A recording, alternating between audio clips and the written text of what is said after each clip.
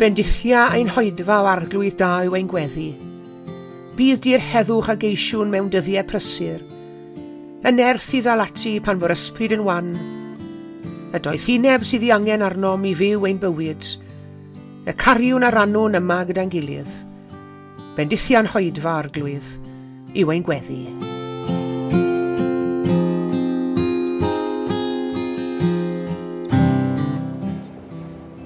Bore da iawn i chi gyd a chroeso cynnes i'r oedfa. Diolch yn fawr iawn i chi gyd am ymuno ni heddi.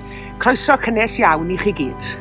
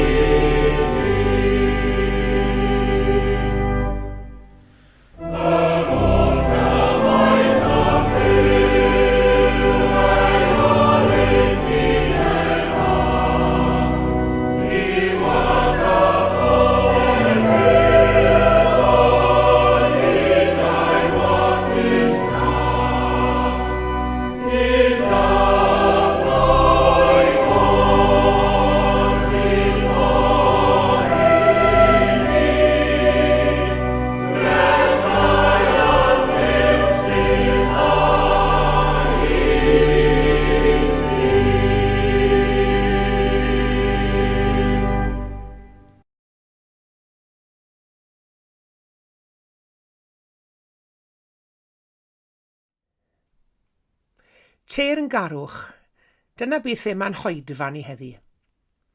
I ni Gristnogion, mae bod yn deyrngar i'r meistr ni, sef Iesu Grist, yn mynd â Teyrngarwch gam ymhellach na'r arfer. Mae gwaredigion Crist ar hyd yr oesoedd wedi cael ei galw i fod yn ffyddlon i Grist. Dewch ar fy ôl i, meddai Iesu, a beth mae'r gwahoddiad hwnnw'n ei olygu tybed? Cyn i ni ystyried y cwestiwn hwnnw ymhellach, gadewch i ni wrando'r hanes Iesu'n galw'r disgyblion cynta. Un diwrnod roedd Iesu'n sefyll ar lan llyn Galilea, ac roedd tyrfa o bobl o'i gwmpas yn gwthio ymlaen i wrando ar neges Duw. Gwelodd fod 2 gwch wedi gadael ar y lan tra oedd y pysgotwyr wrthi'n golchi rhwydi. Aeth i mewn un o'r cychod, a gofyn i Seimon y perchennog, ei wthio allan ychydig oddi wrth y lan. Yna eisteddodd y dechrau dysgu'r bobl o'r cwch. Pan oedd wedi gorffen siarad, dywedodd wrth Seimon, dos â'r cwch allan lle mae'r dŵr yn ddwfn, a gollwng y rhwydi i ti gael dalfa o bysgod. Meistr, medde Seimon wrtho, bu mi'n gweithio'n galed drwy'r nos nithwr heb ddal dim byd. Ond am ai ti sy'n gofyn, gollynga i'r rhwydi. Dyna wnaethon nhw, a dyma nhw'n dal cyment o bysgod nes i'r rhwydi ddechrau rhwygo. Dyma nhw'n galw iddi partneried yn y cwch arall i ddod i'w helpu. Pan ddath yr rheini, cafodd y 2 gwch eu llenwi a chyment o bysgod nes ei bod bron a suddo. Pan welodd Seimon Pedr beth oedd wedi digwydd, syrthiodd ar ei luniau o flaen Iesu a dweud, dos i ffwrdd oddi wrthai arglwydd, dwi'n ormod o bechadur. Roedd Seimon a'i gydweithwyr wedi dychryn wrth weld faint o bysgod gafodd ei dal, ac felly hefyd bartneriaid Seimon, Iago ac Ioan, meibion Zebedeus. Dyma Iesu'n dweud wrth y dynion, pidwch a bod ofn.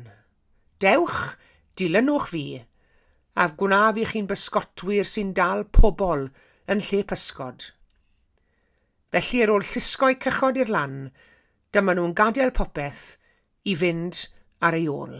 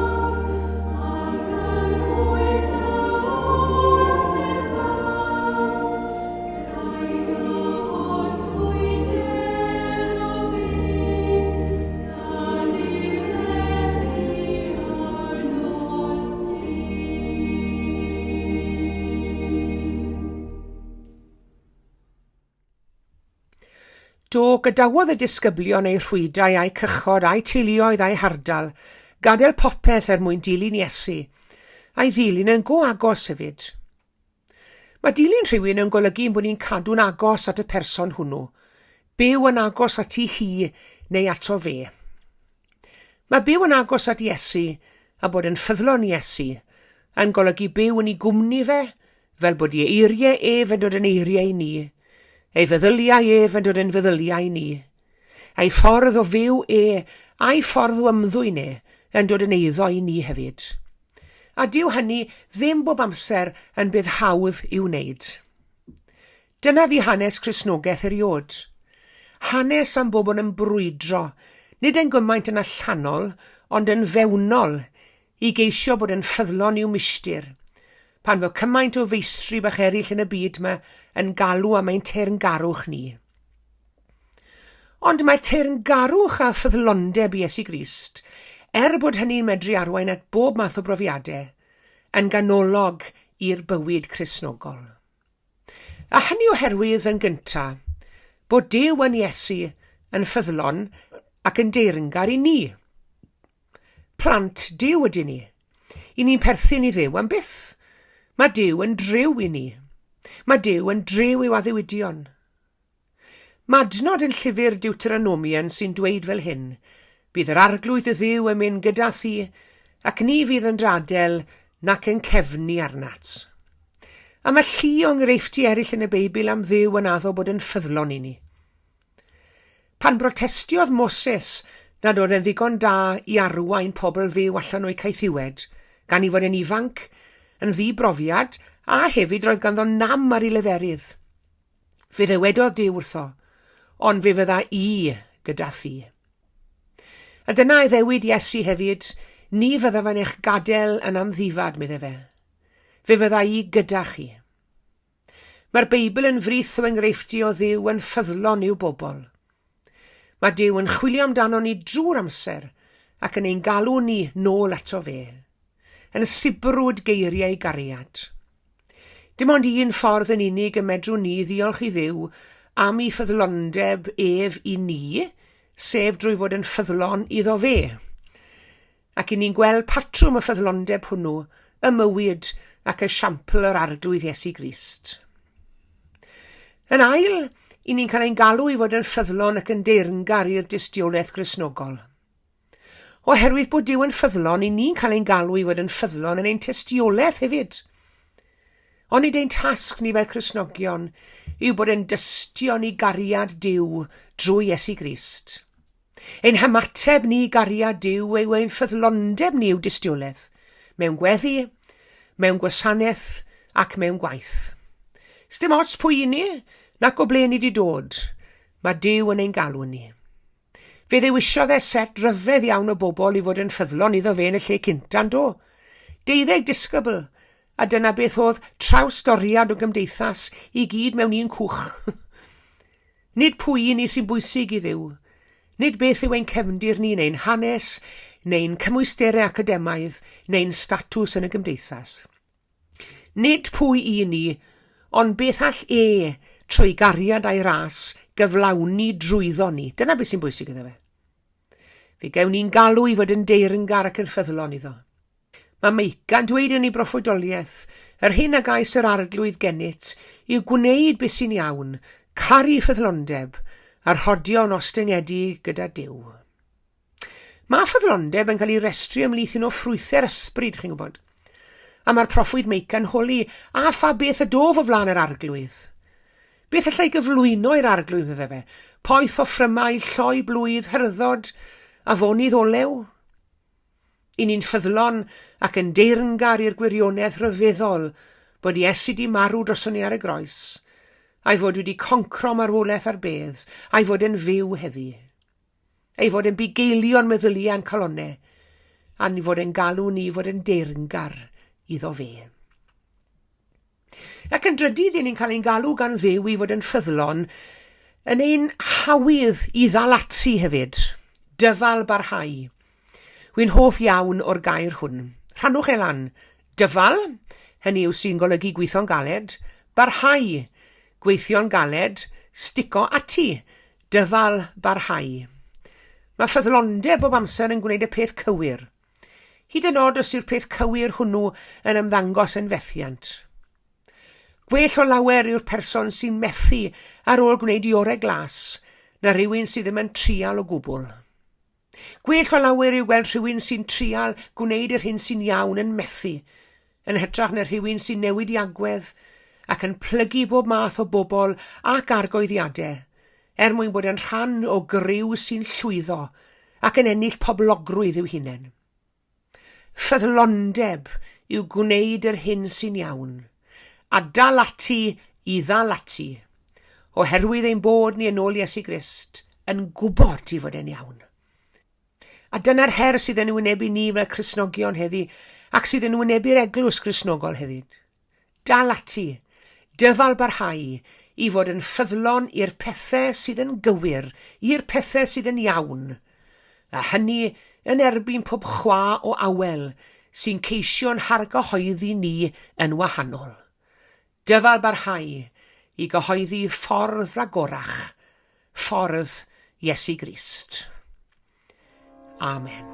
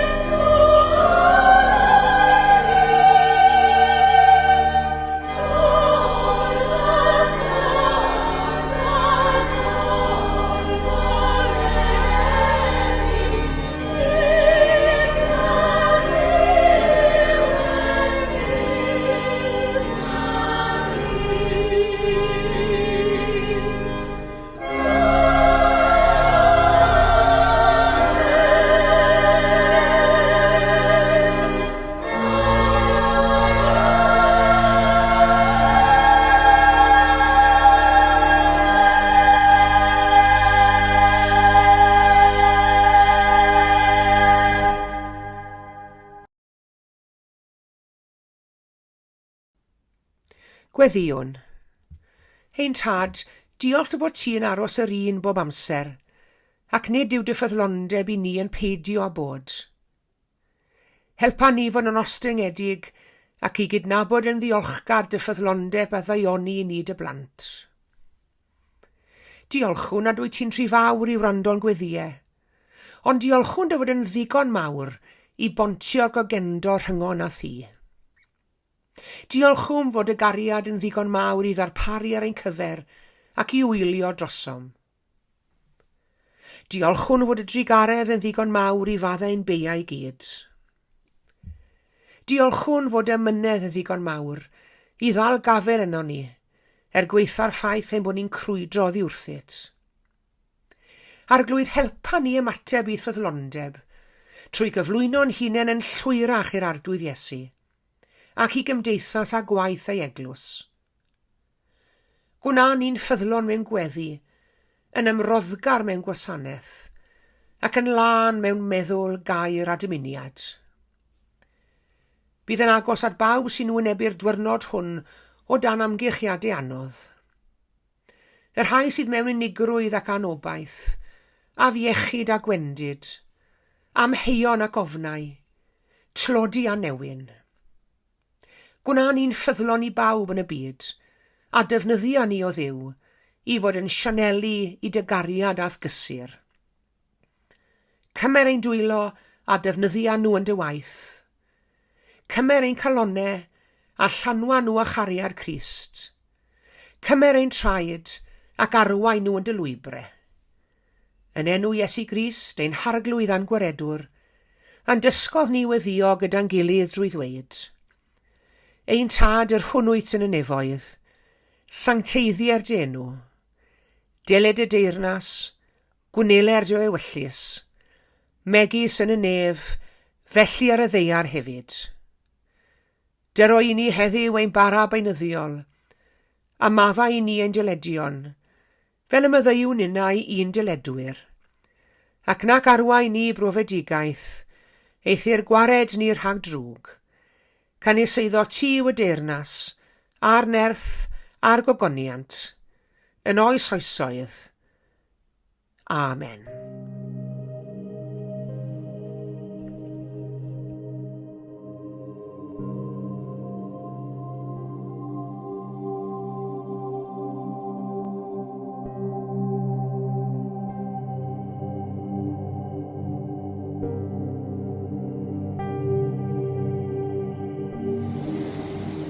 Diolch yn fawr iawn i chi gyd am eich cwmni yn yr oedfa heddi. Tan y sul nesaf, cadwch yn ddiogel ac yn iach, a gras ein harglwydd Iesu Grist a chariad Duw a chymdeithas yr ysbryd glân, a fyddo gyda chi oll. Amen.